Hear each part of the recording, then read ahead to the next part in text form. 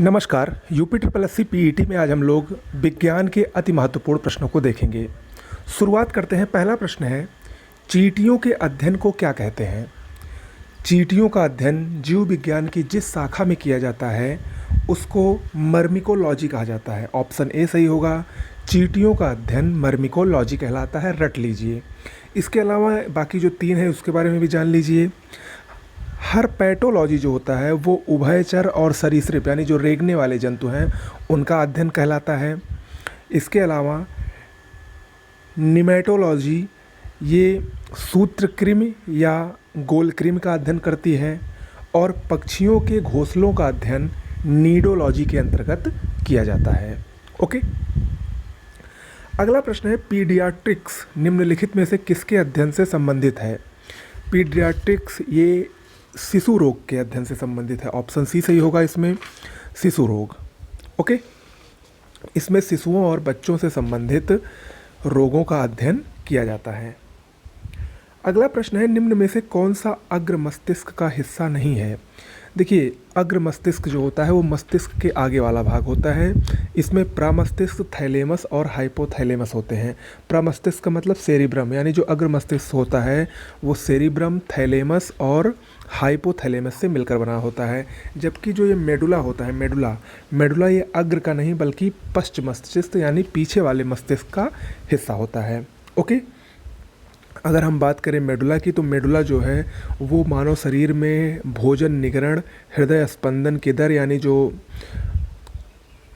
हृदय की धड़कन होती है, इसके अलावा खांसने, छींकने इत्यादि का ये सेंटर होता है, केंद्र होता है, उस पर ये नियंत्रण करता है। ओके, चलिए आगे बढ़ते हैं। अगला प्रश्न है, हथेली में पाई जाने वाली हड्डी का नाम? देखिए, हथेली में जो हड्डियाँ होती हैं उनको मेटाकार्पल्स कहते हैं। ऑप्शन डी सही होगा, मेटाकार्पल। ठीक है। अगला प्रश्न है, मानव शरीर संरचना में कौन सी दूसरी सबसे बड़ी ग्रंथि होती है? देखिए, मानव शरीर की अगर हम सबसे बड़ी ग्रंथि की बात करें तो वो है यकृत यानी लीवर। मानव शरीर में यकृत यानी लीवर सबसे बड़ी ग्रंथि होती है, लेकिन जो दूसरी सबसे बड़ी ग्रंथि होती है वो होती है अग्नाशय, जिसको हम लोग पैनक्रियास कहते हैं। ये एक मिश्रित ग्रंथि है, मिक्स ग्लैंड है, जो अंतःस्रावी और बहिस्रावी दोनों रूप में कार्य करती है। इसी अग्नाशय से ही लैंगरहैंस की दीपिकाओं का निर्माण होता है और उसी से ही जो इंसुलिन होता है वो निकलता है। ओके, अगला प्रश्न है, वह तत्व जो रक्त में नहीं पाया जाता है? देखिए, जो ब्लड होता है उसमें लोहा पाया ही जाता है, तांबा भी पाया जाता है और मैग्नीशियम भी पाया जाता है। क्रोमियम, ऑप्शन सी इसमें सही होगा। क्रोमियम जो है वो रक्त में नहीं पाया जाता है। ऑप्शन सी इसमें सही होगा। रक्त का पीएच अगर पूछे तो रक्त का पीएच 7.4 होता है, याद रखिएगा। रक्त का पीएच 7.4 होता है और आप सबको पता होगा कि 7 से ऊपर अगर जिसका पीएच मान होता है तो वो क्षारीय होता है। इसीलिए रक्त क्या है, वो क्षारीय होता है। अगला है, कौन सा अंग वसा को तोड़कर कोलेस्ट्रॉल बनाता है? कोलेस्ट्रॉल के बारे में आप सब लोग सुने होंगे। कोलेस्ट्रॉल कहा जाता है जिसके शरीर में ज़्यादा होता है उसको हृदय रोग से संबंधित बीमारियां होती हैं। वसा को तोड़कर कोलेस्ट्रॉल बनाने का काम लीवर द्वारा किया जाता है। ऑप्शन बी सही होगा। यकृत यानी लीवर जो है ये वसा उपापचय में महत्वपूर्ण भूमिका निभाता है। ये वसा को तोड़कर कोलेस्ट्रॉल बनाता है। ओके, तो ऑप्शन बी सही है। अगला प्रश्न है, मानव शरीर का रक्त बैंक किसे कहा जाता है? Blood bank. आप सब लोग जो पता होगा, मानव शरीर का जो ब्लड बैंक है वो स्प्लीन यानी प्लीहा को कहा जाता है। ऑप्शन ए इसमें सही है। स्प्लीन जो होती है ये अमाशय और डायाफ्राम के बीच तथा यकृत के जो लीवर होता है उसके बाईं ओर स्थित एक ग्रंथि होती है। ठीक है, मानव में ये ब्लड बैंक का कार्य करती है। ऑप्शन ए इसमें सही होगा। अगला है, मानव रक्त में प्लाज्मा की लगभग कितनी मात्रा पाई जाती है? ये इंपॉर्टेंट प्रश्न है। देखिए, मानव जो रक्त होता है उसमें प्लाज्मा होता है, सबसे पहले तो आप लोग यही जान लीजिए।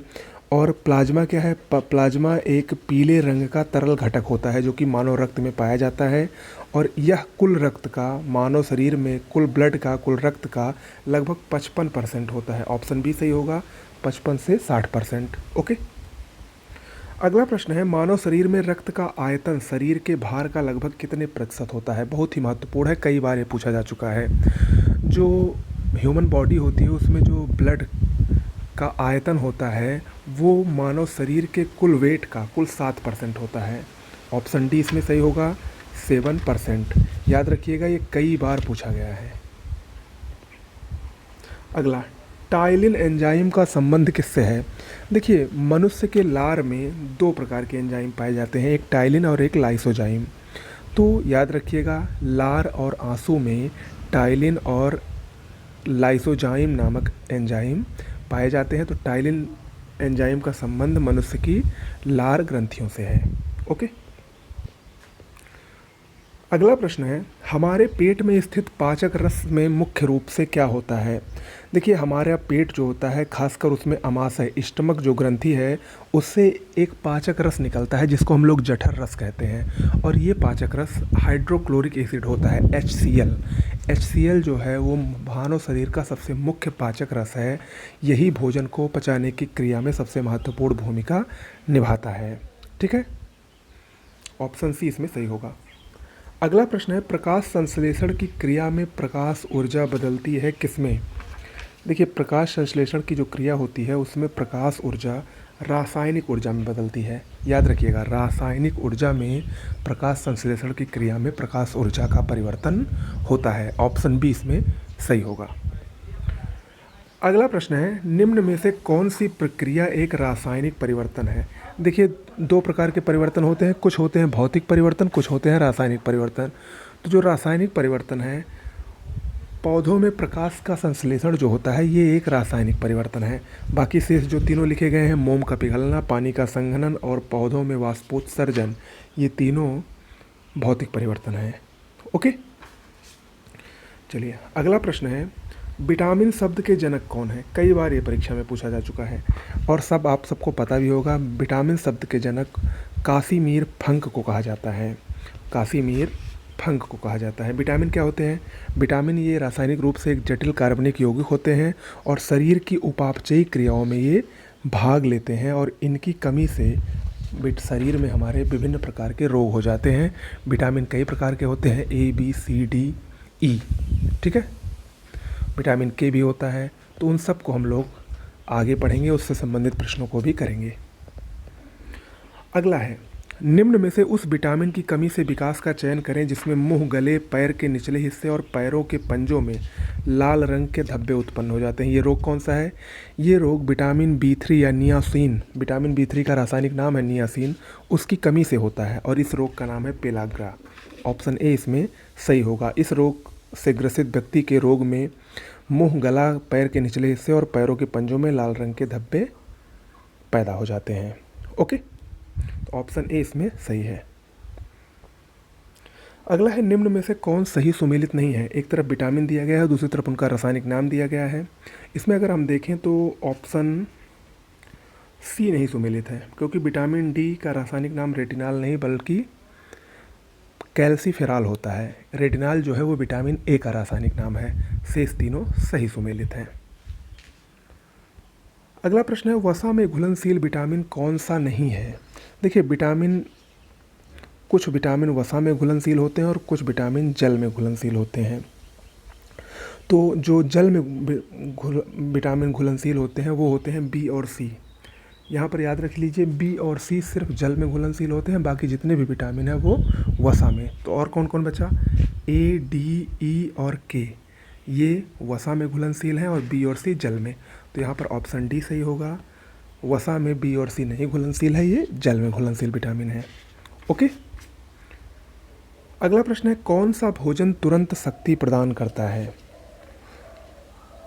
देखिए, ग्लूकोज जो है, जिसको हम लोग कार्बोहाइड्रेट कहते हैं, ये सबसे सरल कार्बोहाइड्रेट है और यह जल में घुलनशील होता है। स्वाद में इसको मीठा होता है ये, और ये तुरंत हमको शक्ति प्रदान करता है। और ख़ासकर कार्बोहाइड्रेट जो होते भी हैं वो तुरंत ऊर्जा प्रदान करने वाले की श्रेणी में आते हैं। ऑप्शन डी इसमें सही होगा। अगला है, बादाम कौन से विटामिन से समृद्ध होते हैं?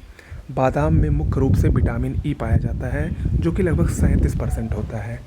बादाम विटामिन ई का सबसे प्रमुख स्रोत है और आप सबको पता है विटामिन ई ब्यूटी विटामिन कहा जाता है।